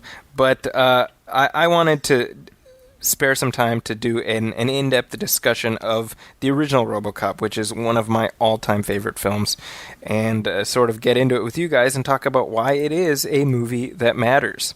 We get the best of both worlds. The fastest reflexes modern technology has to offer, onboard computer-assisted memory, and a lifetime of on-the-street law enforcement programming. It is my great pleasure to present to you RoboCop. This guy's really good. He's not a guy, he's a machine. You better back up, pal! Your move, creep. So before we get into the full discussion, let's do a little bit of background here. The original RoboCop was released in, as we said, 1987. It's directed by Paul Verhoeven. It stars Peter Weller, Nancy Allen, Kurtwood Smith, Ronnie Cox, Miguel Ferrer, kind of a great cast of second-tier character actors who we film buffs know of more than mainstream audiences, I would say. And it's a story that's pretty well known now. You have a police officer who's shot and killed, shot several times and killed in the line of duty, and he's brought back to life as the hub of a cyborg police officer called, as the title implies, RoboCop. And this was a huge hit in 1987. It was made on a budget of $13 million. It made $53 million. It made $53 million in 1987 dollars, which is pretty substantial. And I saw this at exactly the right age or the exact wrong age, depending on how you choose. At that time, it was probably the exact right age. Now that I'm a parent, I think it's the absolute wrong age because I saw it on my 8th birthday. That's crazy. In other words, I was just 1 year older than my oldest kid, and I would never in a million years let him watch this movie. Brian, you saw it for the first time like 5 years ago, right?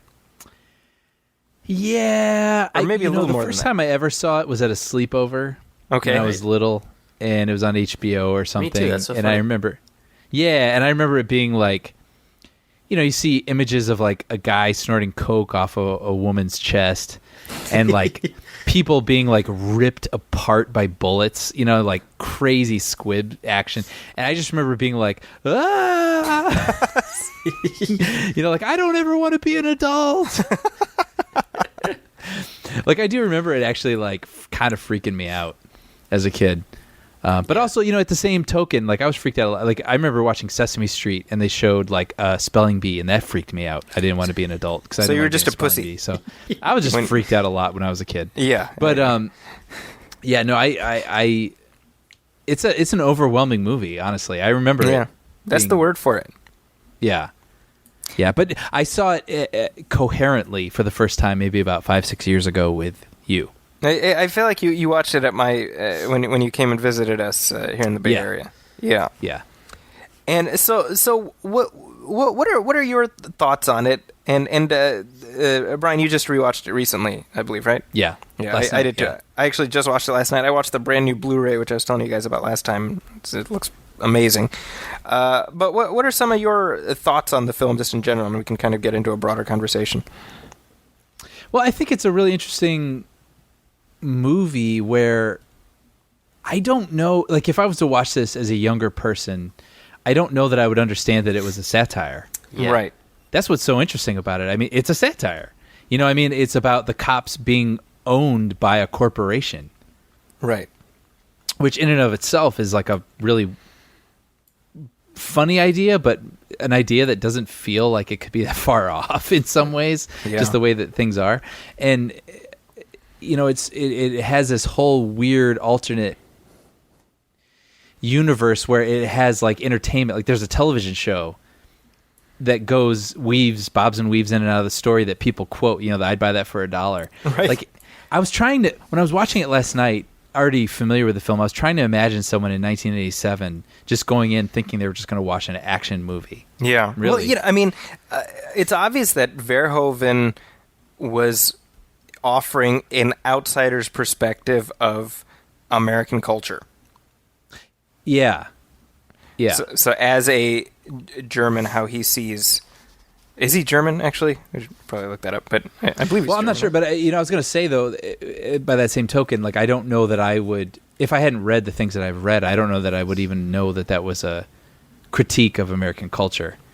That's what I found so interesting about it is, if I was just a man on the street to walk in 1987 and want to see a movie about a cop that's a robot, I think Right. I'd be surprised by a lot of this movie. Right. You know what I mean? Like it's very bombastic, but not in a way that you would expect. You know what I mean? Yeah. Yeah. Well, it's. I mean, He was born in Amsterdam, by the way. He's right. He's Dutch. Yeah. Amsterdam, So, my apologies to Paul Verhoeven. Sorry about that. But It's the okay, story Ziggy, the it's story okay. goes that Verhoeven, first of all, like every director in town turned this down. Right. They saw the title and they're like, forget it. And supposedly Verhoeven read like 10 pages of the script and tossed it across the room. And it was only after his wife like picked it up and actually read the thing, and she was like, "No, there's like a deeper thing here, and there's some interesting satirical stuff you could do." That he decided to do it. And I really feel like the reason RoboCop, the original film, is great, is a movie that matters, is because of Paul Verhoeven. Mm-hmm. And I think what he achieves in the film is this weird, it's like alchemy, this balance between, like you're saying, satire and horror, and the violence is terrifying, but it's so overdone. I mean, the first within the first 5 minutes of the film, you have the Ed 209 robot Right. blow It's this guy still to pieces. terrifying. Just shoots him into hamburger right in the boardroom. Yeah. And the chairman's just like, I'm very disappointed. Yeah, it's so disturbing, but it's played for laughs. Right. Yeah. You know? And Yeah. and I mean it's as a kid, I mean, geez, I saw that, like I said, I was 8. I mean, you don't get that, right? But as a grown up, I Yeah. definitely understand that it's meant to really call out just the horror of violence and how we do become desensitized to that. Yeah. I mean, I remember very distinctly when Peter Weller's character first gets shot to pieces, and he's riddled with like 5,000 bullets. Yeah, it's awful. Yeah. When, and the reason for that was because that was the only way to make us care about him. Right. Because before, his death scene occurs like maybe 15 minutes into the movie. So he hasn't had any exposition, right? But you put him in such a horrifying situation, anybody would sympathize with that. Yeah. Right. Anybody would be like that. I mean, when you think about it, that was fairly... I'm trying to think, like the movies that we watched when we were kids, I don't remember seeing stuff like a character being shot and screaming in agony the way he is. Yeah. Because first of all, you see his hand blown off, and then he's like, Yeah. "Ah!"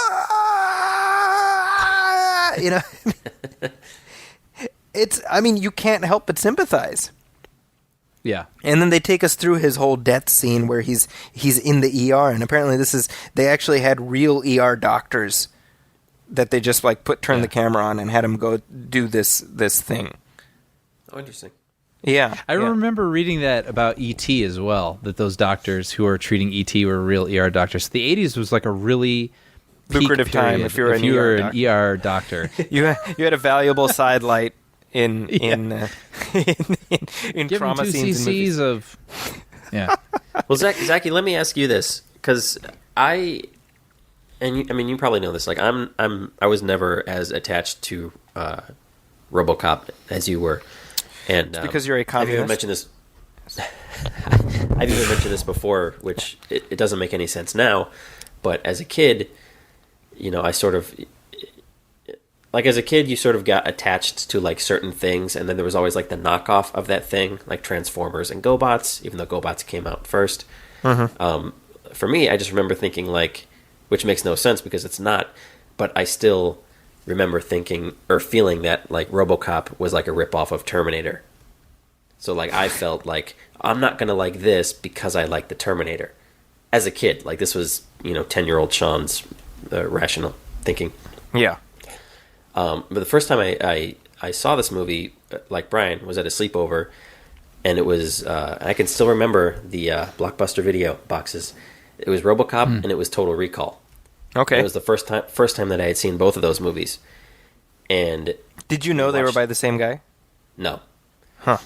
And we watched Total Recall first, which, you know, it's got some pretty gory moments in it and weird, you know, trippy Quato SHIT in there. Yeah.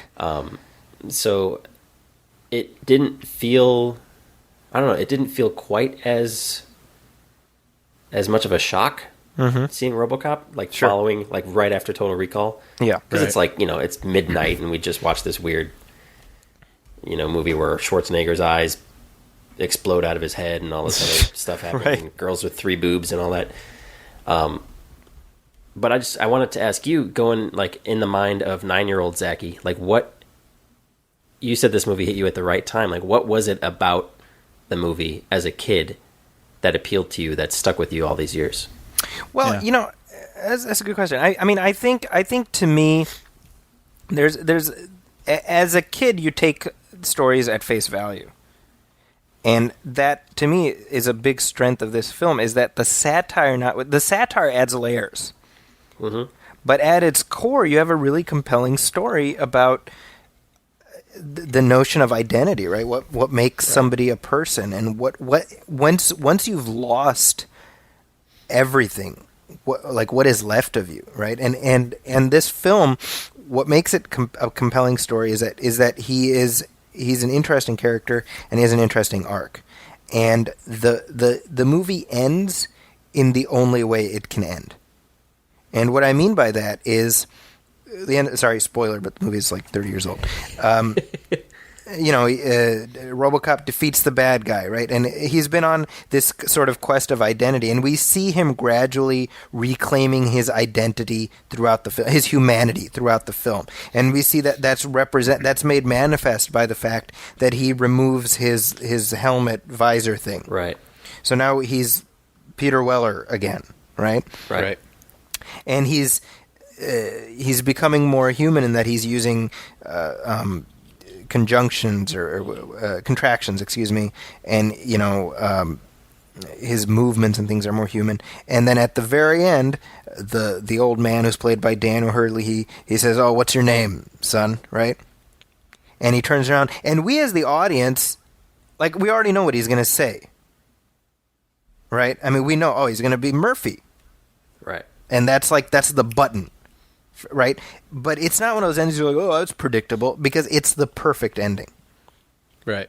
Right? And in a way, that's like the perfect ending of the RoboCop story, full stop. Like, there's no need to continue it on.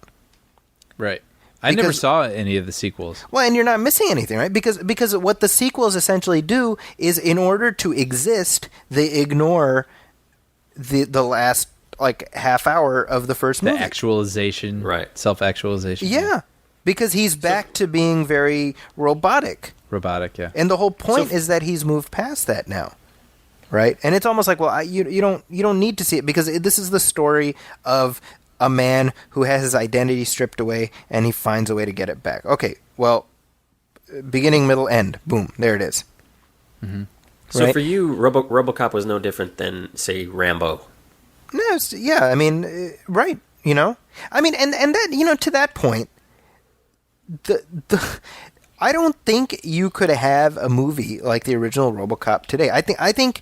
Oh, no way. We joke about kind of like 80s movies. I feel like 80s movies, like the quintessential 80s movies, they all kind of came to a head in RoboCop. Mm-hmm.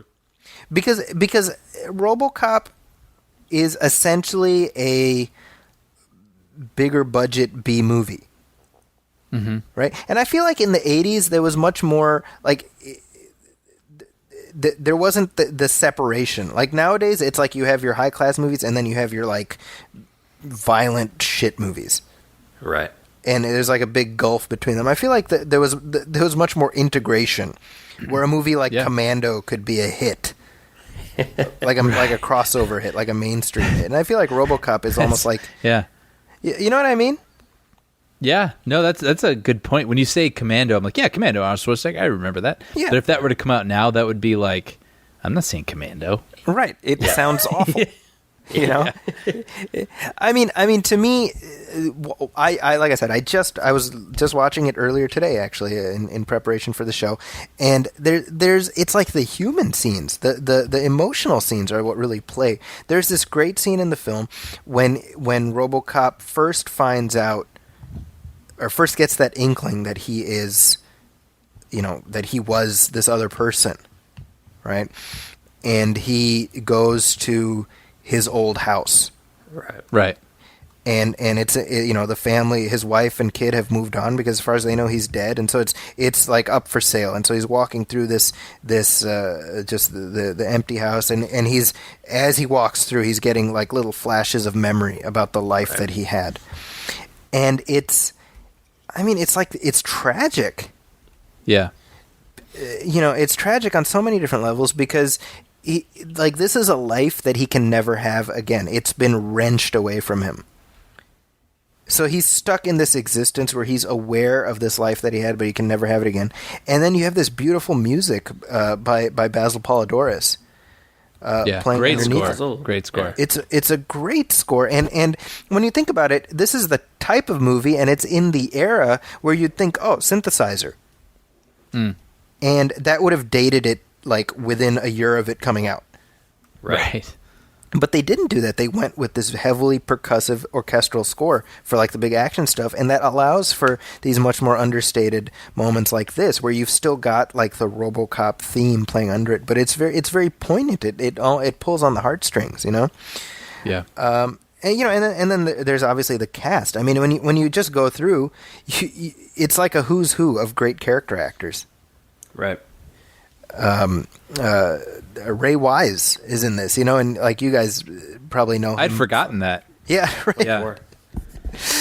Yeah. And Ray Wise, by the way, is pissed about the remake. I don't know what some of the other actors of the original, but yeah, he was interviewed by like Ain't It Cool or something. I believe it was Ain't It Cool about a new project that he has right now, and he's just like, I don't know what they're thinking. I don't want to have anything to do with it. I don't support it. I'm against it. Like he's very. Very, very much, and I know even Peter Weller, who obviously he played RoboCop. He's come out against the idea of a remake. It's funny. I'm just having this thought right now, but like when you think of movies like Scarface, The Ten Commandments, these iconic whatever movies. I mean, those are remakes, right? The Wizard of Oz is a remake. Right.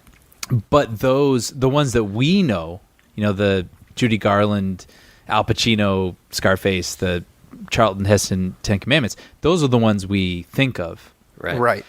We don't think of the ones that came before them. Right. But it's interesting because now it's almost the opposite. Right. Yeah. Like now they're remaking everything. They're remaking RoboCop. They're remaking Total Recall, whatever. But like we're not going to remember anything Paul Verhoeven made. They're remaking. Well, and other stuff, but like we're not going to remember that. Yeah. We're going to remember the ones that came before it. Yeah. It's almost like the opposite effect. Well, and I think part of it is because they got it right already.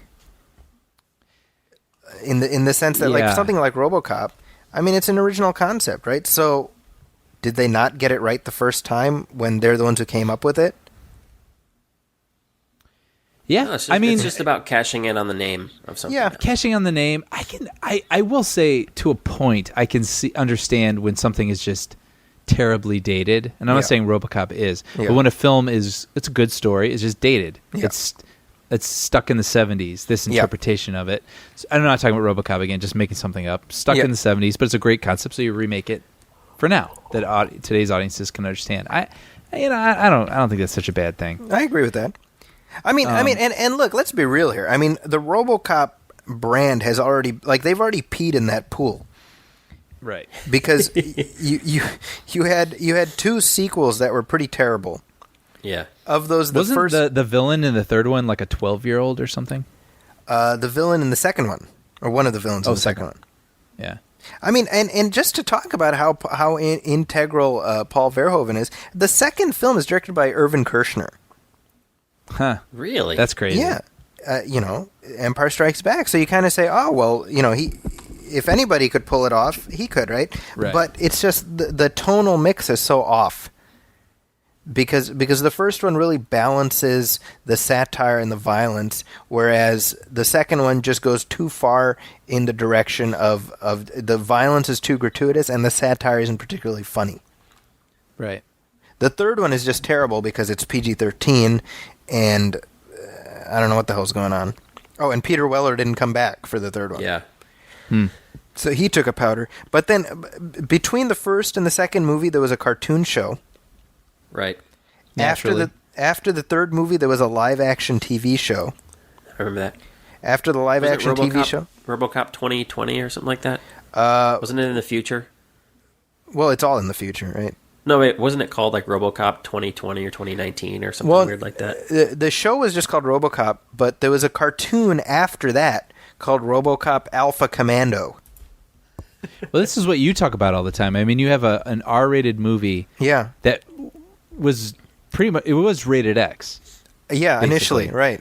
Initially rated X. It barely and then they avoided trim the it X rating. down. So basically, it's pushing up against an X rating. So naturally, there's a children's cartoon that You're comes right. out of that. And action figures. RoboCop. Part man, part robot, all cop. The ultimate in law enforcement. RoboCop and the Ultra Police. The only cops with rapid repeat cap firing. He's unstoppable. In the fight for justice, nothing can stop. RoboCop. RoboCop and the Ultra Police, each sold separately with RoboCaps. And then there was actually so there was that cartoon show, and then in the early 2000s there was another TV show called Prime Directives. And just to be very clear about this entire franchise of RoboCop, there's one good thing in it, which is the original movie. Everything else is poo. Well, so when it's you talk a great about idea. yeah, well but when you think about so people are like, oh my god, the remake, how dare you? I'm like, well, again, all it has to be is better than the sequels, and that is not hard. Right. I'm not expecting anything that's a patch on the original. Now, I'm not hearing great things. I'm not hearing great things about the remake either. Really? I haven't heard anything. Well, it's already out in England, and I'm right now. I'm looking at the review in The Guardian, and this is the title: RoboCop wanted for serious crimes against cinema. So, to me, that's a bit of a red flag. Yeah. I just wanted to say that like when we think of when we're asked to list our favorite film directors, Paul Verhoeven is not a guy that tops many people's lists. No, but he deserves credit for as cheesy as his movies are, like everything is intentional, and he's a very smart filmmaker. Like nothing happens by accident in his movies. Like the satire, like Starship Troopers, for example, is ridiculous and cheesy, but it's perfectly planned, ridiculous and cheesy. Like there's a purpose to all the weirdness and all the corniness, and like his I don't know. I enjoy how he puts his message out there in his films, and to me that's the mark of a smart filmmaker, and I don't think he often gets that credit in that respect. Yeah, and I think I feel like Verhoeven topped out early Oh yeah. because I don't think his American output has ever matched RoboCop and Total Recall. You know, I don't find Basic Instinct particularly memorable. I don't think Hollow Man is very good. You know. Right. Oh, that's right. I forgot he did that. Yeah. that You know, was- I mean, that was cool. I almost like I wonder, did the system just break him? You know. Maybe. You know, it's because you know, I think that there is so much smart going on in both the RoboCop and Total Recall. I mean, maybe partially this is just me because I kind of mentally link the two together, but both of them are examples of, you know, they have the trappings of kind of a big studio blockbuster, but there's very snarky and satirical underneath, and that's where they Right. and to a lesser extent we can say that about Starship Troopers. I don't feel the same way about. I mean, geez, this is the guy who made Showgirls, right? True. Oh yeah. Right. He likes the boobies. He likes that. So those are the things that draw his fancy, right? Didn't he actually say that in one of his commentary tracks? Doesn't he actually say, "I like the boobies"? I think you're Really? making that up. I'm like 70-30 that I'm not making that up. Well, kids, if you're doing like a college essay right now, don't cite this podcast for that because we're not 100% certain about that quote. He allegedly said, yeah. I stumbled upon a neat little fun fact about RoboCop, Yeah. if I may. Okay, it says here, this is according to IMDb, it says, in Sacramento, California, a robbery suspect fled into a darkened movie theater to escape the pursuing police. He became so engrossed in the movie that was playing on screen, RoboCop, that he failed to notice that police had evacuated all other patrons from the theater, and when the lights flipped on, the stunned man was taken into custody. Wow. Did they say, dead or alive, you're coming with me? No, but they shot him to pieces. Even after he surrendered. The cops see that on the movie, and they're like, I didn't know we could do that. Yeah. And they're like, don't worry, it's satire. And everybody applauded. An interesting thing I read. This is the kind of it's weird how these things tie together. Now the character of Lewis, who's RoboCop's partner, she's played by Nancy Allen in the film, who is, by the way, I believe she's the ex-wife of Brian De Palma. But anyway, that's not the point. The actress who had originally been cast in that role is Stephanie Zimbalist, who I don't know if you guys ever watched Remington Steele.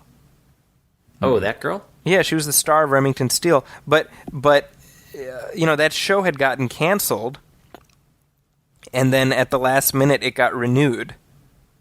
So she had been cast, and then when that show got renewed, she had to drop out because she had to do more Remington Steele, right? Now, the interesting thing about that is that the reason it got renewed is because when it was thought that it had gotten canceled, Pierce Brosnan got cast as James Bond for The Living Daylights. Right? And then when he got cast as James Bond, like right before the official announcement, NBC got wind of it, and so they quickly renewed Remington Steele. So in other words, both her and him lost out on movie parts because that show ended up getting renewed. I'm sure that was a happy day, first day back at set. Right, and everybody's just like angry. Yeah. But so Brian, you rewatched it yesterday. Did any other sort of things pop out at you that you hadn't noticed before? The thing that I actually noticed most that I thought would be different now goes along with what Sean has been saying these past couple of weeks about how he hasn't liked the advertising of the new RoboCop. Mm-hmm. Yeah. You know, with the whole, like, are you robophobic? You know, like, the satire's laid on pretty thick. Right. And I think in this movie it's really interesting because, again, I mean, if I was even like a teenager, like 15 or something, and I was watching the original RoboCop, I don't know that I would know that it was a satire. Right. I think it was just kind of a weird action movie. You Right, know what I mean? But and the reason for that is it takes place in the, I would assume, near future. It never really says, I don't think.